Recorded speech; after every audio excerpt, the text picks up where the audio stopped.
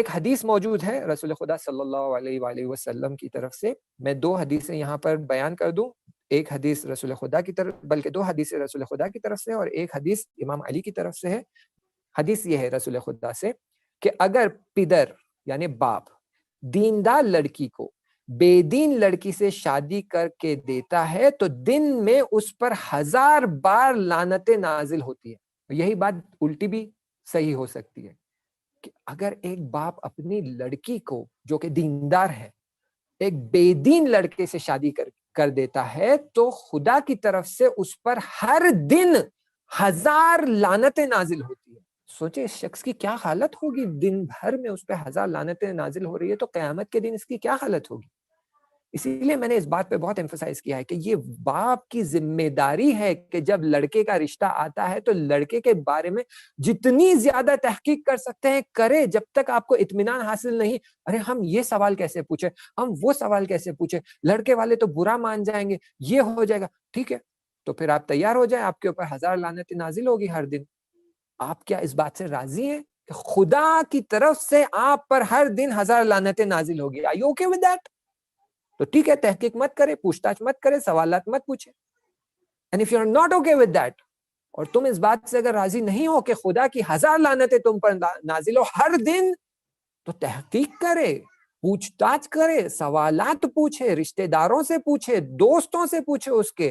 بلکہ یہاں Iranian culture میں تو آپ کو یہ بھی ملے گا کہ لڑکے کو اپنی لڑکی دینے سے پہلے لڑکی کا باپ اس کے کالج میں جا کر اس کے ٹیچر سے، اس کے ہم کلاس میٹ سے پوچھتا ہے کہ اس لڑکے کے بارے میں تمہاری کیا رائے ہے، کیا یہ لڑکا اچھا لڑکا ہے، نیک لڑکا ہے، دیندار لڑکا ہے، کیسا لڑکا.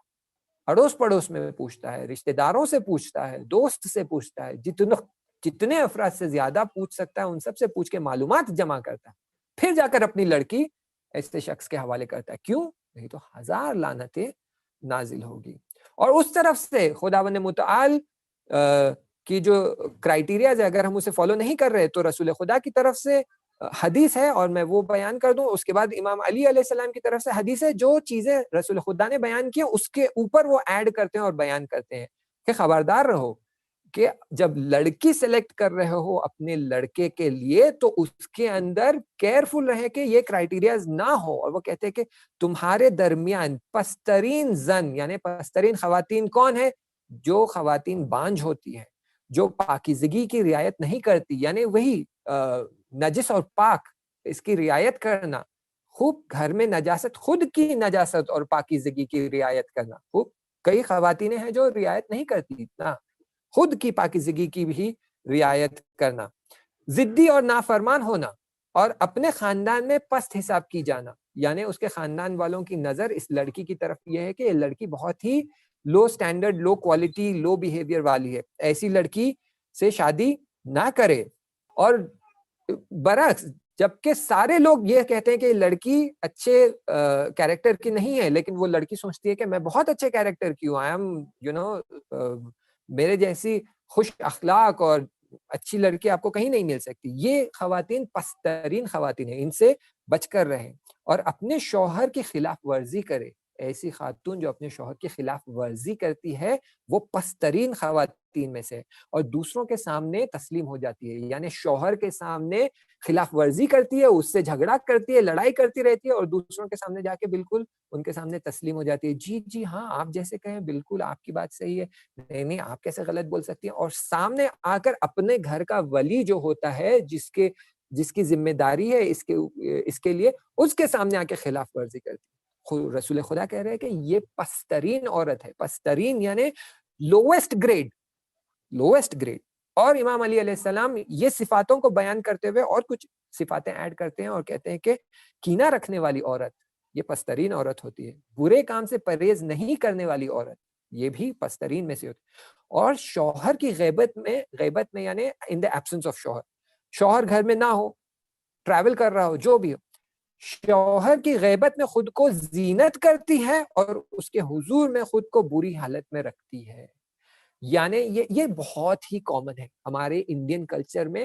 شوہر گھر میں ہوتا ہے، دونوں کی حالت، شوہر اور بیوی دونوں کی حالت، آپ ایک نارمل ڈے بنا بتائے ان کے گھر پہ پہنچ جائے، سڈنلی دیکھیں شوہر پھٹا بنین پہنا ہوا ہے، لنگی پہنی ہوئی ہے یا گھر کا پیجامہ پہنا ہوا ہے، بدترین حالت میں، اسی شوہر کو آپ باہر اٹھا کر رکھ دیں، اسے اور ایک فقیر جو مانگنے والا ہے، دونوں میں کوئی فرق نظر نہیں آئے. نہ ایسے نہ رہے گھر میں پھٹیچر حالت میں، پھٹے کپڑوں میں. بیوی کی بھی یہی حالت، گھر کے کام کاج کر رہے ہیں، میلے کپڑے پہنے ہوئے. ٹھیک ہے، آپ کو کام کرنا ہے، آپ کام کرتے وقت آپ کے کپڑے صحیح نہیں ہے، کوئی بات نہیں، لیکن اپنے سپاؤز کے حضور میں، یعنی مثال آپ دکان پر کام کرتے ہیں، صبح سے شام تک آپ نے دکان پر کام کیا، تھک گئے ہیں، پسینے میں لت پت ہے، آپ گھر آتے ہیں، آپ کے باڈی سے اسمیل آ رہی ہے، آپ کے باڈی سے اسمیل آ رہی ہے، یہی اسمیل دوسرے شخص سے آئے گی تو آپ اس کے پاس کھڑے نہیں رہیں گے. خوب آپ کی باڈی سے اسمیل آ رہی، گو ٹیک اے کوئک شاور، جا کر فٹافٹ 2 منٹ 5 منٹ میں گرم پانی آپ کے باڈی پہ ڈالے، پسینے کو دور کرے، باہر آ کے صحیح لباس پہنے، تاکہ آپ کی بیوی آپ کو دیکھے تو اسے سکون حاصل ہو، اسے خوشی حاصل ہو. ویسے ہی بیوی دن بھر کام کر رہی ہے، اسے پتا ہے شوہر آنے والا ہے، اس سے پہلے خود کو آراستہ کرے، اچھے لباس پہنے، پرفیوم لگائے، گھر میں اچھی حالت میں رہے، تاکہ جب شوہر گھر پر آئے تو بیوی کو دیکھ کر اس کے منہ پہ مسکراہٹ آئے، وہ اپنی تھکان کو بھول جائے کہ میں اتنی محنت کر کے آیا ہوں، اتنا تھک کر آیا ہوں، اتنا مشکلات ہوئے مجھے دن بھر میں، لیکن جیسے بیوی کو دیکھے خوبصورت دکھ رہی ہے، اپنے شوہر کے لیے میک اپ کرے. باہر جاتے وقت آپ میک اپ کرتی ہیں، لیکن جب شوہر گھر میں ہوتا ہے تو نو میک اپ.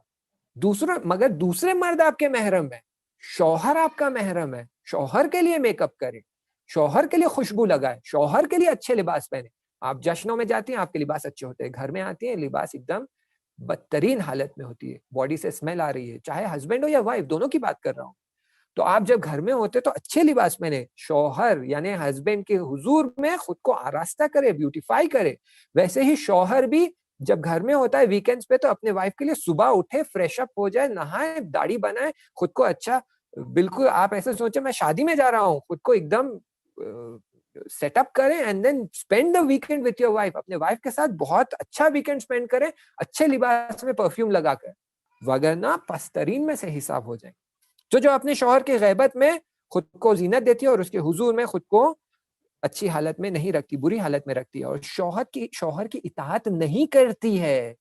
جو بیوی اپنے شوہر کی اطاعت نہیں کرتی ہے، پسترین خواتین میں سے، اس کے فرمان کو نہیں مانتی ہے، اپنے شوہر کی فزیکل ضرورتوں کو پورا نہیں کرتی ہے، اور اپنے شوہر کے عذر کو قبول نہیں کرتی ہے، اور اس کی غلطیوں کو نظر انداز نہیں کرتی ہے. اگر ایسے خواتین ہیں تو امام علی علیہ السلام و رسول خدا کہہ رہے ہیں کہ یہ خواتین پسترین خواتینوں میں سے گنی جائے گی، کہ جو اپنے شوہر کی ضرورتوں کو پوری نہیں کرتی ہے. اور اگر کسی وجہ سے شوہر سے آپ خواہش کرتی ہیں کہ میری ضرورتوں کو پوری کرو، اور وہ کسی مجبوری میں ہے، بہت تھکا ہوا ہے، یا جو بھی اس کا عذر ہے، عذر واقعاً عذر ہونا چاہیے، ایسے ہی بنی بنائی بات آج سر درد ہو رہا ہے، ہر روز سر درد تھوڑی ہوتا ہے آپ کا، ٹھیک ہے؟